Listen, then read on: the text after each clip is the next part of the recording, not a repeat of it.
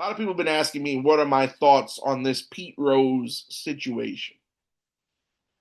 And I gotta admit, for those of you who don't know, before I get into my little spiel here, Pete Rose in the 80s was found to have gambled when he was the manager of the Cincinnati Reds.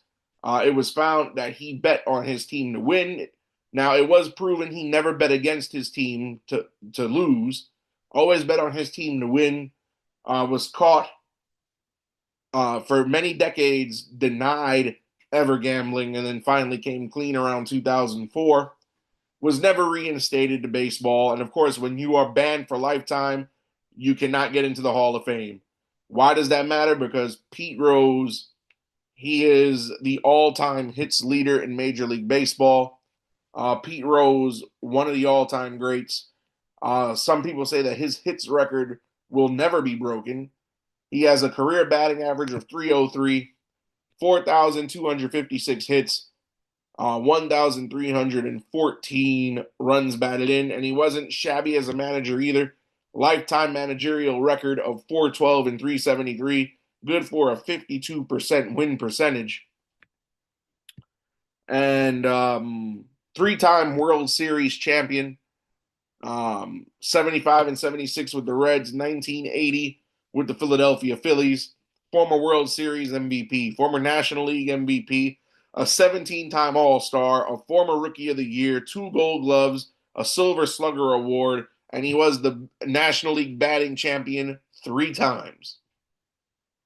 And, he bet on baseball. They told him to kick rocks, and now that he has passed away last September, Commissioner Rob Manfred reinstated Pete Rose, saying that now that he is deceased, he can no longer harm the game of baseball. What's also interesting is that Shoeless Joe Jackson and the Black Sox, those White Sox players who were found to have thrown the 1919 World Series against the Cincinnati Reds in exchange for money from the Mafia, they've been reinstated too. Shoeless Joe Jackson was the only one who had some type of innocence in that whole thing. And yeah, here's my take, more so Pete Rose than Shoeless Joe, because they say that death ends lifetime bans. Shoeless Joe died in 1951. Why wasn't he made eligible sooner? I have no clue. But Pete Rose, the all-time hits leader, a record that'll never be broken. Now we get guys retiring. They're lucky enough to even have 2,000 hits, let alone be in the 3,000 club. And I don't think anybody's getting in the 4,000 club. If we want to look at the all-time hits leaders in MLB, I don't even think we'll find anybody close to Rose. Let's see. If we look at this, yeah, Pete Rose. There's only 2 men in all of baseball history that are in the 4,000 hit club. Pete Rose with 4,256 and Ty Cobb with 4,189. And nobody else is in that club. So, it's hard to sit there and want to put a man into the Hall of Fame or even have him considered for the Hall of Fame when he was punished for gambling. But then my issue is, yes, you punished him for gambling, but look at the hypocrisy of Major League Baseball. Now, I love baseball. Baseball is my favorite sport, but I got to call an ace, and I got to call a spade a spade. Major League Baseball punished Pete Rose for gambling. Granted, bet, all right, he broke the rules. It's in the rule book. You can't bet. But you punished a man for that. But every time we watch an MLB game on TV or we go to a game in person, DraftKings is here. You look, the Mets just played, the Mets are currently playing the Boston Red Sox. What logo is on the green monster? The logo for BetMGM, a sports book. One of the MLB TV partners is FanDuel Sports, a regional network that took over for Bally Sports. FanDuel Sports has affiliates in certain MLB markets that broadcast games. They broadcast the Minnesota Twins, the Cincinnati Reds, and so many others. How many times do you watch an MLB game and you see a commercial for DraftKings or for BetMGM or Bet360 or whatever sports book it is?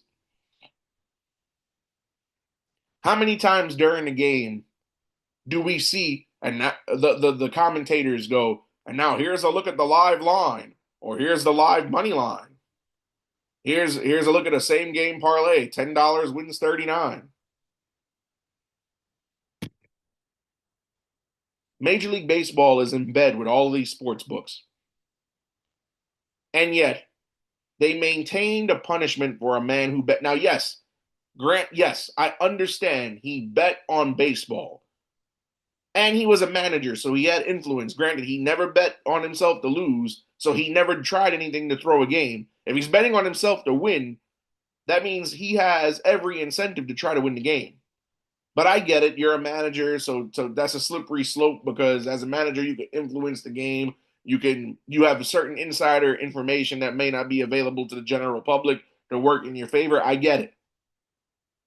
But we couldn't give the man a 20-year ban and then reevaluate. We couldn't give him a 30-year ban and reevaluate, or a 10 or a 15.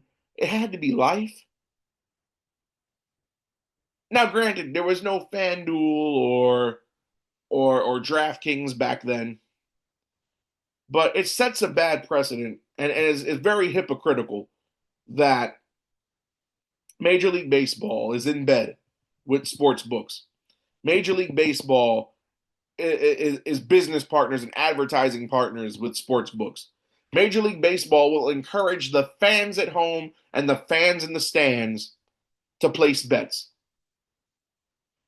But we punished a man and would not include him in any sanctioned baseball activity because he bet.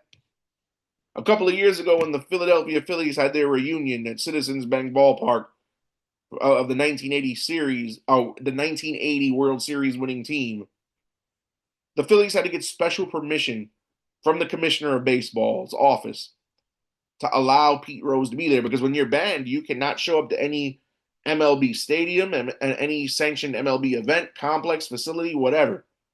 They had to get special permission for Pete Rose to attend. And then the worst part is they denied him eligibility, and he went on a campaign. He begged. He had now he was banned by Commissioner Giamatti in the 80s. Since then, he tried to get in with Bud Selig. It didn't work. Tried to get in with Manfred. Didn't work.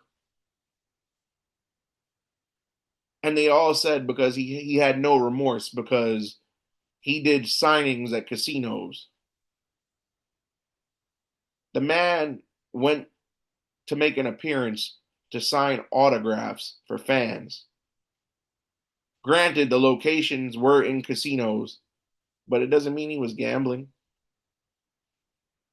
But the hypocrisy with baseball has to stop. How does a man who is arguably the greatest hitter of all time, he has a record that'll never be broken, and you didn't put him in the hall where he's alive? Now, granted, when this Veterans Committee meets in December of 2027, because that's the next time they'll meet, they'll induct Pete Rose, and my issue with that is this. Yes, you'll induct Pete Rose. You'll induct him, and then you'll put him in MLB The Show and Diamond Dynasty as a legend.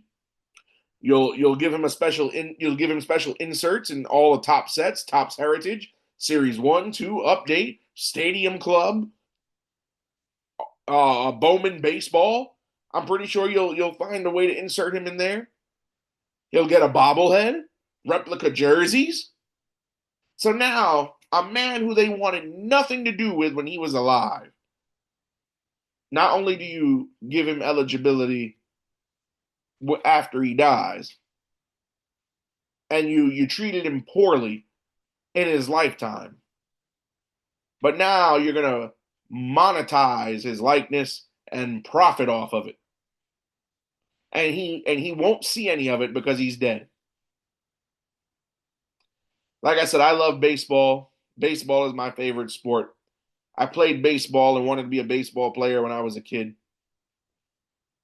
But this is not the way to go. I would rather they never put him in than to do it like this.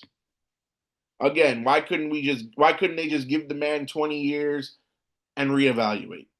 Why couldn't they give him 30 and reevaluate?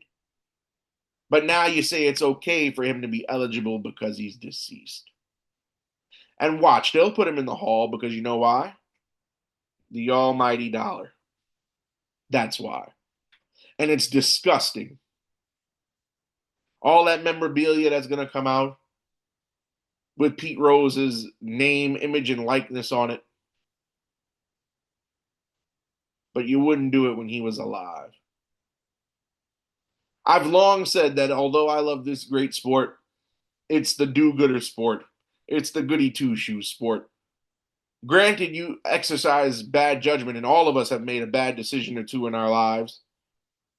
But you exercise poor judgment once, and that's it. You're gone. They don't want nothing to do with you. Even if you redeem yourself, they don't care. But Pete Rose not being in the hall has long been a crime, and it's even more disgusting now that they want to put him in after he's no longer here. All the man wanted to do was just have his day in Cooperstown before he passed away, which he rightfully deserved. And they wouldn't even consider it until after he died. Do better, baseball. Do better.